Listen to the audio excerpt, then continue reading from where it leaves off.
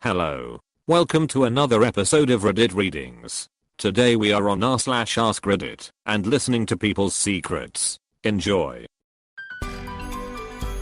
Reddit Readings, episode 32. What's a secret you will take to the grave, but don't mind telling on the internet? My father burned down my childhood home for the insurance money. He took me along as his alibi, so I could verify he wasn't anywhere near it when it happened.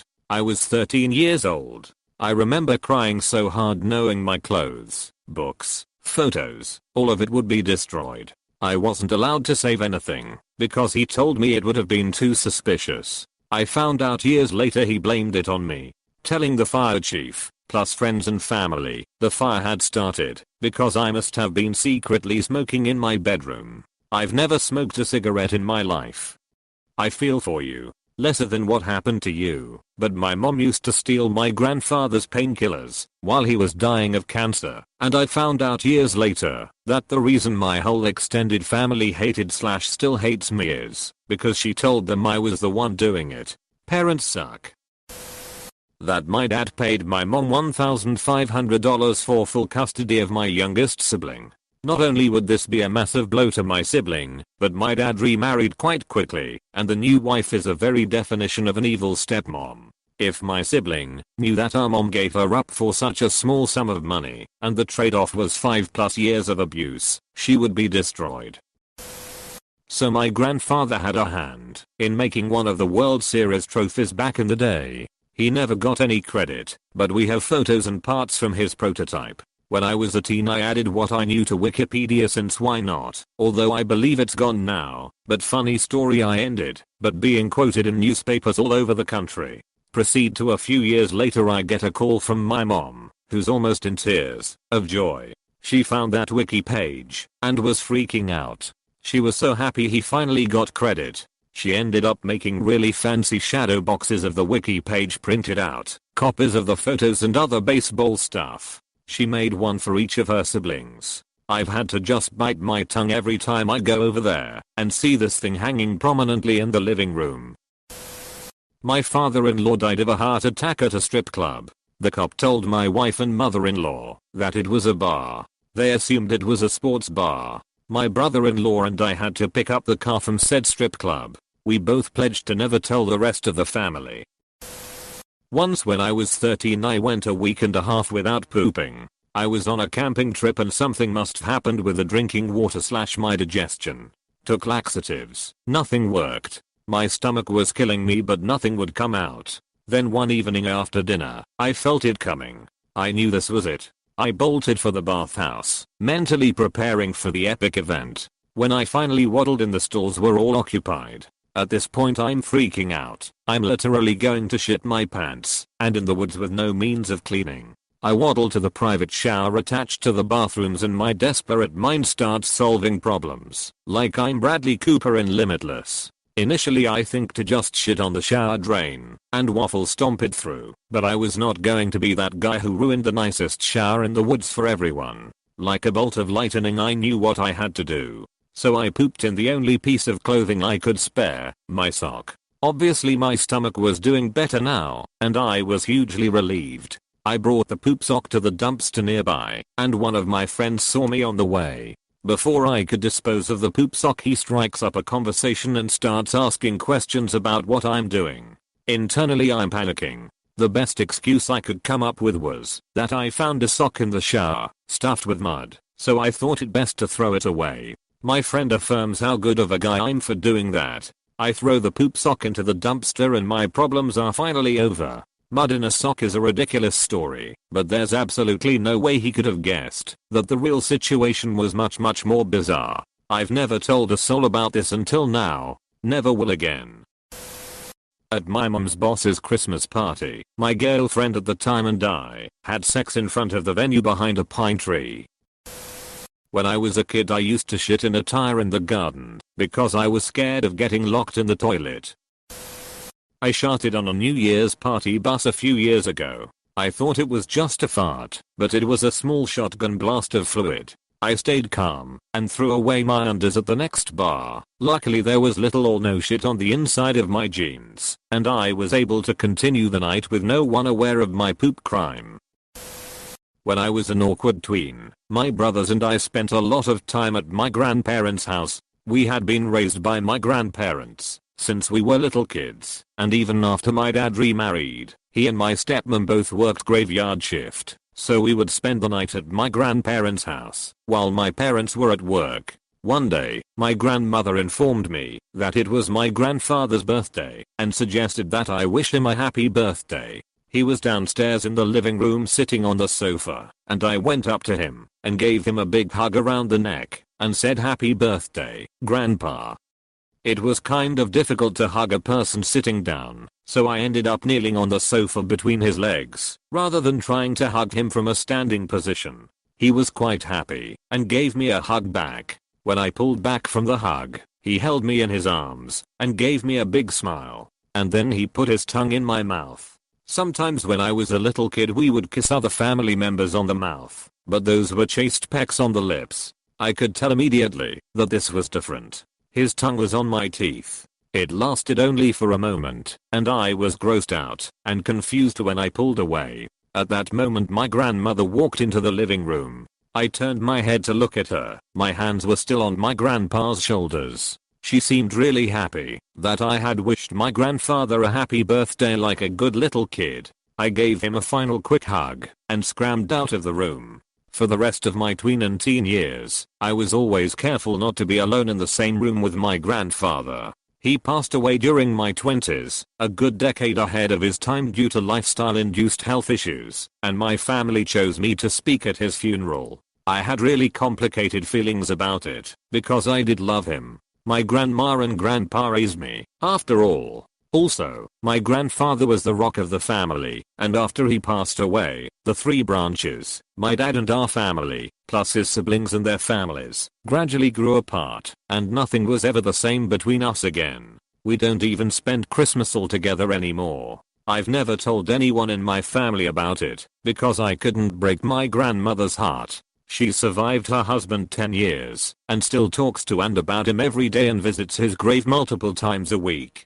So, thanks for listening to my story, Reddit. Nice to get that off my chest. My first car accident back in high school was not because I swerved to miss a deer, like I told my dad and the police. I actually tried to pull the emergency brake and do a 180 while going 50 miles per hour downhill. Had I gone off the other side of the road I would have gone down a 50-foot hill and into the river. That was the last time I ever tried anything like that. There just so happened to be deer tracks in the mud near the ditch where I ended up. I avoided a ticket and my dad paid to fix my car. I have never told him the truth in the 15+ years since. Only I know that my mother-in-law killed her dog by sitting on it. I agreed to a first date with someone to make him stop crying. 6 years later we're happily engaged and doing great. I don't know how well he remembers that, but I'm not bringing it up. My dad cheated on my mom and invited the person over when I was 9. She was a severely overweight woman and my dad is also quite overweight. My parents were fighting, but trying to work things out. They slept in separate rooms at this point. Earlier that day I had jumped on his bed and broke the board supporting it on the bed frame. I wasn't allowed to do this and always got in trouble for this reason. My mom smelled the fact that my dad had company because she smoked in my house. She asked if I jumped on the bed. I said no. I feared I'd get in trouble. I was surprised there was no follow-up trying to prove my guilt. Years later I remember why she asked and realized my lie basically incriminated him to fucking her. I'm sure he did, but that got him kicked out of my house. I was raped with an implement in the youth room of my childhood church by my two best friends at the time. We were basically alone in the building at the time. One did it, and the other held me down. They thought it was a joke/funny, even once I started screaming. One of them had a moment of clarity and I suppose realized that what they were doing was wrong and made the other person stop, and they sat there with me for a few minutes until I'd calmed down. Once I regained myself enough to stand, I racked one of them between the legs with a pull cue. Their parents were waiting in the parking lot, and they were going to call the cops on me until my friend confessed what they'd done to their parents. I was pressured into silence by the pastor at the parents' behest. I've told people, so I guess it's not technically a secret, but nobody's believed me because I'm a big guy and always have been. The last person I tried to talk to about it actually smacked me in the face, so I guess I'll be dying with this one. As a teenager, I had cancer multiple times and nearly died a lot. At one point, I spent several weeks in intensive care and survived despite no doctor thinking that I possibly could live. More than 20 years later, everyone I know still comments on how I survived purely on will to live. I actually spent every moment in that hospital bed in absolute agony, desperately wanting to die. The fact I'm bisexual. Greetings from Russia. You know those stories about girls in the 70s who went to live with an aunt for a year during high school? I did that. In 2008. I was a very naive teenager with irregular periods, and my friend thought it would be absolutely hilarious to buy those cheap pregnancy tests at Walmart and see what happened. We laughed the whole time until one of them was positive. We couldn't remember which was which, so we got 2 more, and turns out it was mine. That was when it dawned on me that I had had 6. My school did not offer any kind of sex education, and my parents were useless in that regard. I panicked and swore my friend to secrecy. I basically put it out of my mind until my pants didn't fit anymore. I was always close with one of my older cousins, and we were talking on the phone one night when she asked how school was going, and I just dumped all of it on her. She came up with the perfect plan. It was already April, and when I'd finally gotten the courage to go to Planned Parenthood, they'd told me I was due in August. So my cousin called my mom saying there was this amazing summer music program in her town that I just had to attend and that I could stay with her the whole time. My mom thought it was great, and the day after school ended I got on a plane to San Francisco. I stayed with my cousin. She went to all of my appointments with me, and she helped me find a social worker and eventually my daughter's parents. When I arrived back home before my junior year of high school started, my mom asked me how my summer was without really caring, and then remarked that I must have lost a few pounds. My cousin died in 2012 in a car accident, and no one else knew apart from that one friend, the doctors I saw in Oakland, and the people involved in the adoption.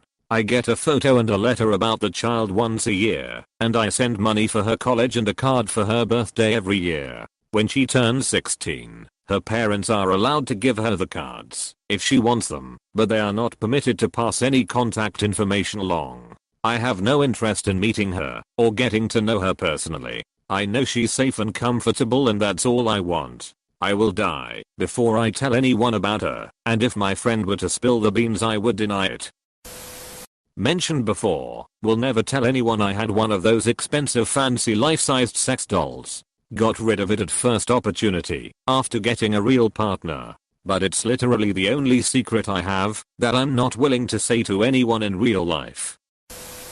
I'm a guy. When I was around 9 to 10 I had a friend, also guy, who pushed me up against the wall and started jacking me off. He started doing this frequently and made me masturbate in front of him with one of my parents' personal massagers. I tried to tell on him one time, but went back on it really quickly. I think my mom knew what was going on though. Felt a bit like Stockholm, because he was one of my only friends back then, and I was really scared and confused.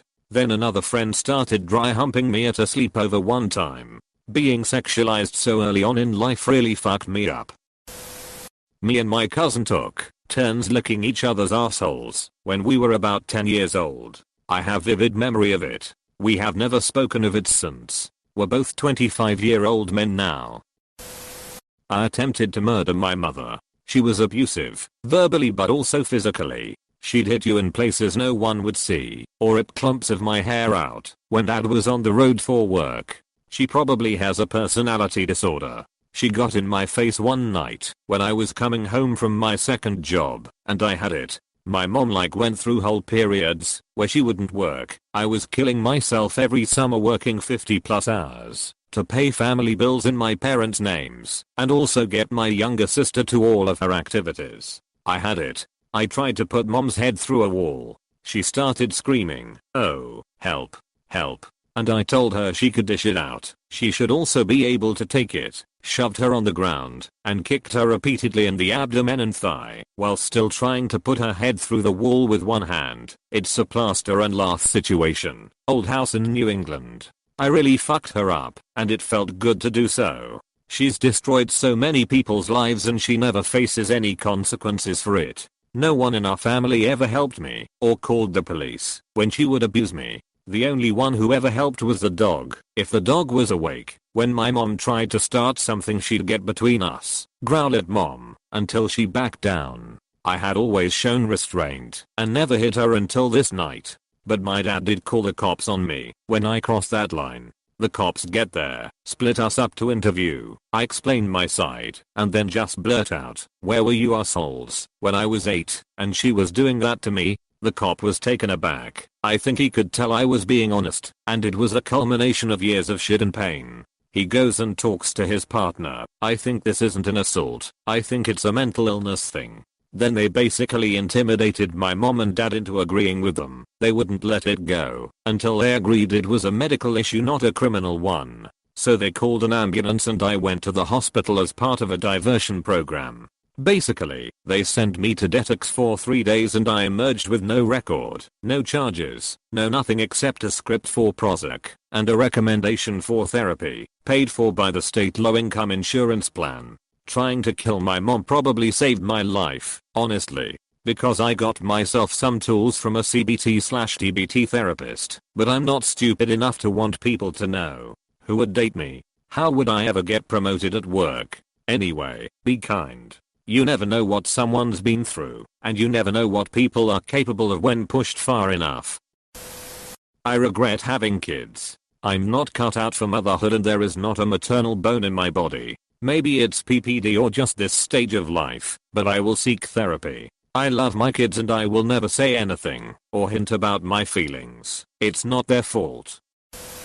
My cousin fucked a stripper during his bachelor party. Hours earlier, we randomly ran into his fiancée and her friends, and she made a huge deal about him hitting a strip club, specifically because of this. He comes out of the champagne room and told me I think I just fucked her. Only 3 people know this. Me, him, the stripper.